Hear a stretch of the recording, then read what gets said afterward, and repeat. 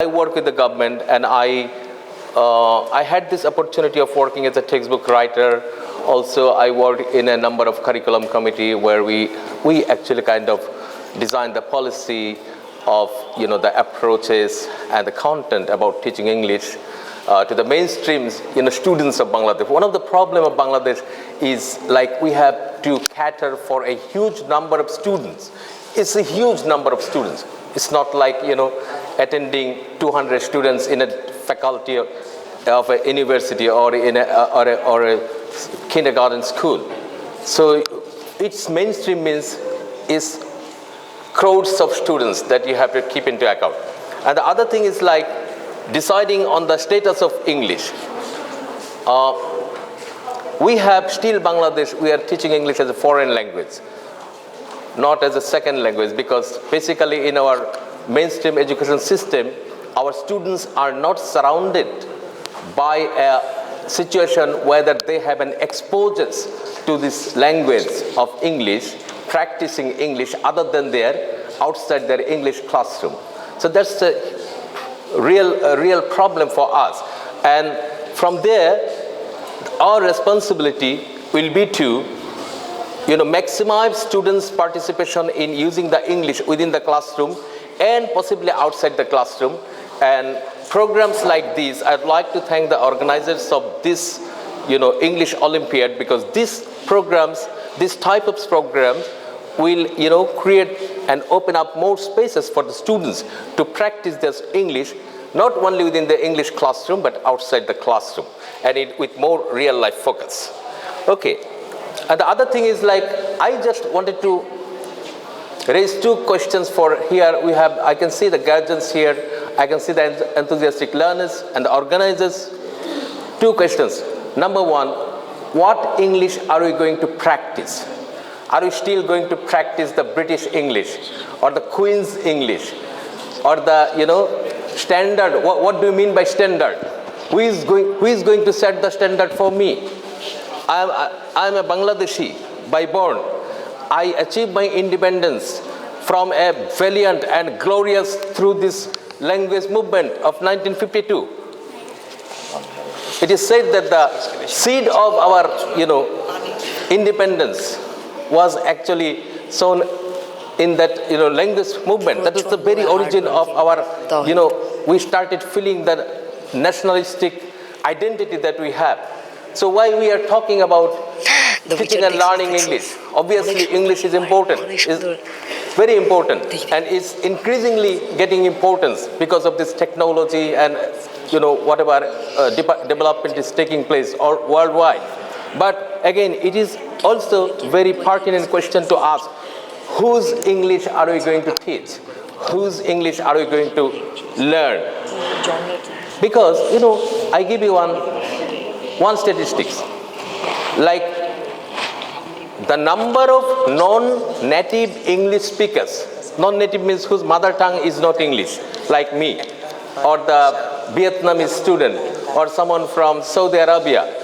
So the number of non-native speakers of English outnumbers the original native speakers of English. So English is no more the language of the English or the Americans. It is owned by me. It is owned by you. So I'd like to encourage you and motivate you to try and learn English, practice English, and more importantly, own your English and be proud of your English. Like the black Americans, they're proud of. They're not going to speak the same English as their white counterparts. They deliberately, they keep their own, they say, well, this is my originality. This is my identity. So we may have, you may have talked about one variety called the Indian English. We don't have any Bangladeshi English variety, but it is emerging. It will be emerging because, and if you look at the world English literature now, have you noticed the increasing and overpowering presence of the non-native writers like Arundhati Roy or Jhumpa Lahiri or Bikram Sheth, is Ben Okri. So they're coming from Nigeria, from Singapore, from India, from Pakistan.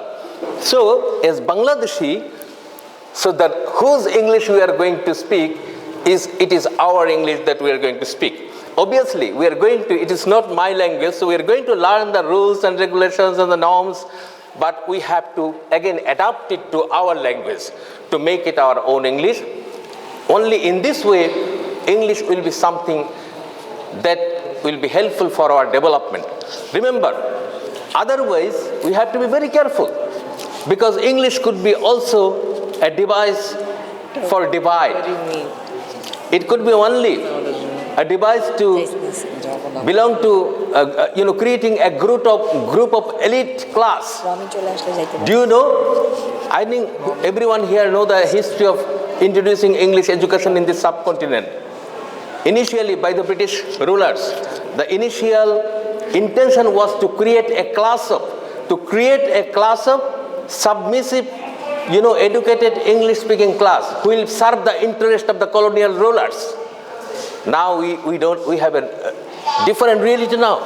We are in an independent country. We are the citizen of an independent country. So the English that we are going to learn should be able to help us contribute to take part in the development agenda of our country, and locally and globally. So with that one thing, and then the next question is, so what English we are going to, so we need to develop our, the other thing is like why we need to. So far we have been talking and listening that, okay, if we learn English, if you know English, we are going to receive all the knowledge from outside world, because everything, book of knowledge are written in English.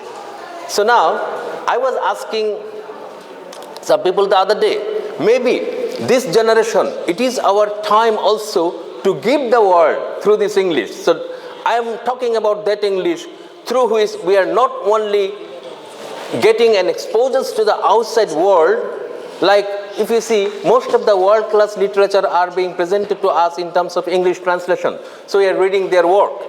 We are reading the work of Borges. We are reading the work of Neruda or Kafka. But how about our own literature? So maybe it is also time that we learn the English to present our heritage, to present our literature, to present our glorious history to the outside world, to this English. So maybe this is how we rethink about the purpose of the English that we are going to, practice and develop. So these two important questions I just like to leave, and thank these organizers for organizing this wonderful competition. But again, we have to be very careful about the purpose of this program and the content of the program to get the best out of it, particularly by trying to address these two very important questions: whose English are we going to learn, and why are we going to learn this English? And in this way, we'll be able to, develop our students so that they can actively take part in the development agenda of the 21st century. And then they can really come up with competent, critical, creative, collaborative, and communicatively competent, citizens of the 21st century. So with that, and I'd like to thank the organizers again for inviting me to be here and speak a few words and sharing my thoughts with you. Thank you again. Goodbye.